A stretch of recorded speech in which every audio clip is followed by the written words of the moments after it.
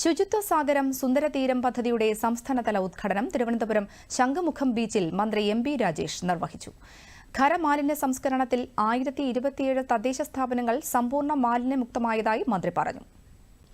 കേരളത്തിലെ ഏറ്റവും ശ്രദ്ധേയമായ പദ്ധതിയാണ് ഇതെന്ന് മന്ത്രി സജി ചെറിയാൻ അഭിപ്രായപ്പെട്ടു. തീരദേശ മേഖലകളെ പൂർണ്ണമായും പ്ലാസ്റ്റിക് മുക്തമാക്കുന്നതുവരെ പദ്ധതി തുടരുമെന്നും അദ്ദേഹം വ്യക്തമാക്കി. ശുചീകരണം എപ്പോഴാണ് അവസാനിക്കുന്നതെന്ന് ചോദിച്ചു കഴിഞ്ഞാൽ ഈ തീരദേശത്തെ കടലോര മേഖലയിൽ പൂർണ്ണമായി പ്ലാസ്റ്റിക് ഒഴിവാകുന്നത് വരെയും നമ്മുടെ ശുചീകരണം തുടരണം.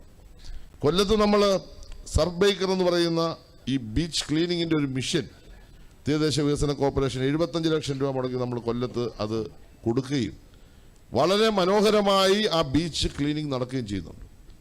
ഇപ്പോൾ കേരളം ഒരു അഭിമാനകരമായ നേട്ടം കൈവരിച്ചിരിക്കുകയാണ്. ഖരമാലിന്യ സംസ്കരണത്തിൽ ഗവൺമെന്റ് നിശ്ചയിച്ച 13 മാനദണ്ഡങ്ങൾ, ആ മാനദണ്ഡങ്ങളിൽ 80% അതിലധികവും കൈവരിച്ച